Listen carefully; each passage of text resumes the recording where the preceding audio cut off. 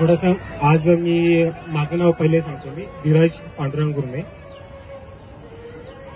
जिल्हा लातूर, तालुका अहमदपूर.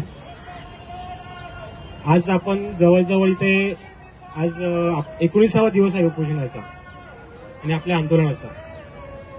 तर मला आज थोडंसं आंदोलनाविषयी बोलायचं आहे, जो आंदोलन विषय आहे आपला. कारण की आपण पाहतो की आंदोलन म्हणजे काय, हा मुळात आपल्याला आज मला असं वाटतं की प्रश्न पडायला हवा. कारण की आज आपण थोडासा इतिहास पाहिला, तसा माझा इतिहास थोडासा कच्चा आहे बरं का, म्हणजे काही चुकलं वगैरे तर थोडं समजून घ्या. मी जरा गणित विषयाचा शिक्षक आहे, पण मी प्रयत्न करतो. थोडंसं आपण जर मागे पाहिलं तर आपल्याला सर्वांना 1857चा होता, सर्वांना माहितीच आहे. तेही एक प्रकारचं आंदोलनच होतं. ते आंदोलन अपयशी ठरलं असं आपण बोलू शकतो का? की आपण म्हणतो की 1857चं आंदोलन हे अपयशी ठरलं, पण त्याच त्या आंदोलनात काय चुका झाल्या हे पाहूनच पुढची जी आंदोलनाची दिशा ठरली ना.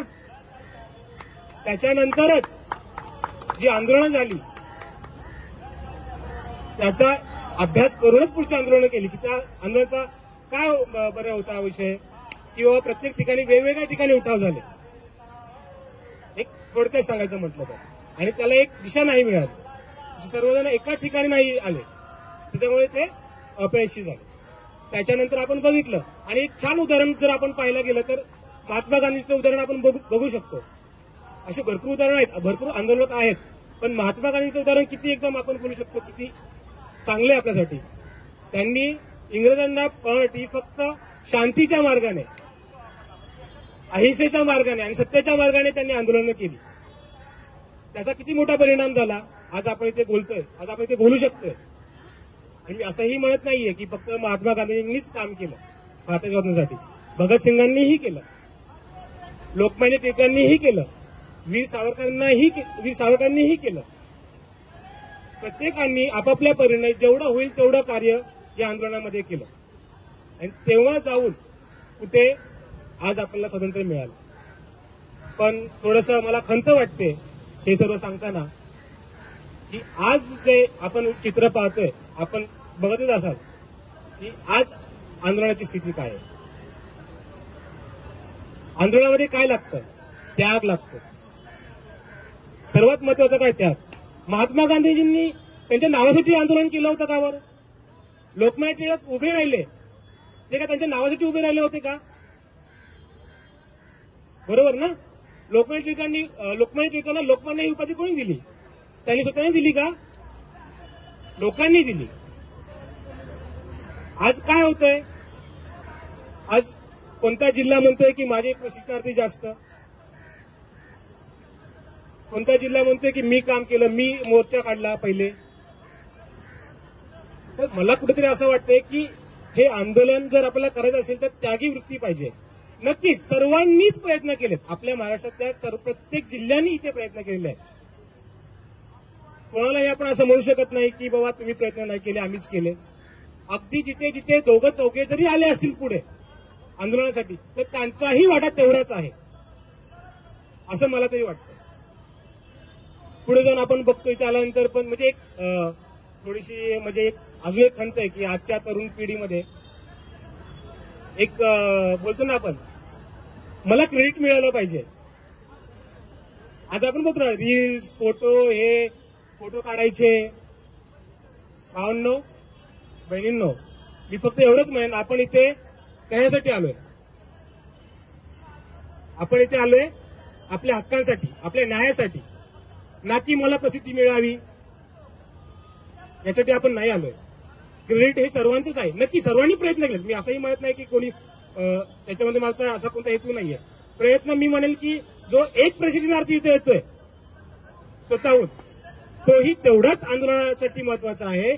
आणि जे खूप काम करतायत आपल्या जिल्हा लेव्हलवरती, तालुका लेव्हलवरती सर्वांना जमा करायचं काम करतायत, त्यांचंही तेवढंच महत्व आहे असं मला तरी वाटतं.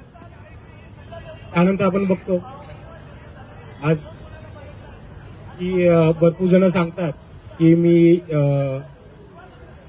खूप कष्ट केलेत, माझ्याकडे पैसे नाही तरी मी येतोय. कोण म्हणते की मी एवढा खर्च केला.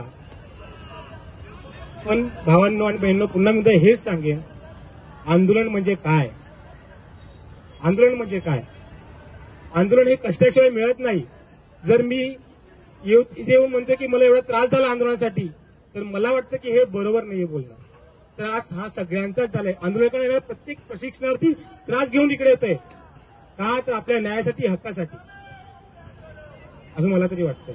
त्यामुळे मी सगळ्यांना हेच आवाहन करेन, आपण कोणत्याही म्हणजे प्रत्येक प्रश्नार्थ आपण मान ठेवून प्रत्येकाने या आंदोलनामध्ये सहभागी होऊयात.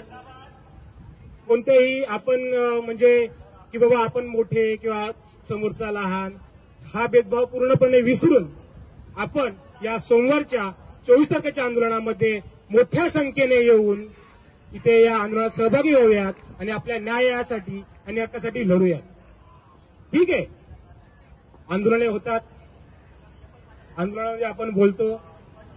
आता आपलं जवळजवळ 19 दिवस झाले, याच्या अगोदर पण 4 आंदोलने आपली झालेली आहेत. आणि आपली एक अपेक्षा असते, ही मला कुठे थोडी चुकीची वाटते, की आज आता आपण जर सोमवारी आंदोलन करणार आहोत, अतिशय आक्रमकपणे आपण आंदोलन करणार आहोत. पण भावांनो बहिणींनो, हे आंदोलन फक्त 19 दिवस 20 दिवस मध्ये आपल्या सर्व मागण्या पूर्ण होतील अशी अपेक्षा करणं मला थोडंसं चुकीचं वाटतं. हा, नक्कीच आपण काहीतरी पॉझिटिव्ह घेऊन आपण इकडनं निघू. पण आपल्या सर्वच मागण्या पूर्ण होतील म्हणजे आपल्याला नोकरीच मिळेल उद्यापासून, हे बोलणं मला कुठेतरी चुकीचं वाटतं. आपण प्रयत्न करू, 100% प्रयत्न करू. आज नाही, उद्या नाही, 1 महिना नाही, 2 महिने नाही, 2 वर्ष लागतील, पण आपण पूर्ण प्रयत्न करू आणि हे आंदोलन सक्सेसफुली पूर्ण करण्याचा आपण प्रयत्न करू. आणि 24 तारखेला आपण पूर्णपणे आपल्या जोशामध्ये येऊन या आंदोलनात सहभागी होऊ, हीच मी सर्वांना विनंती करतो. आणि मी काही 2 शब्द जे काय असतील आणि माझे काही चुकलं वगैरे असेल तर मला इथेच माफ करा मी सांगेल. भारत माता की जय, भारत माता की जय, वंदे मातरम, वंदे मातरम.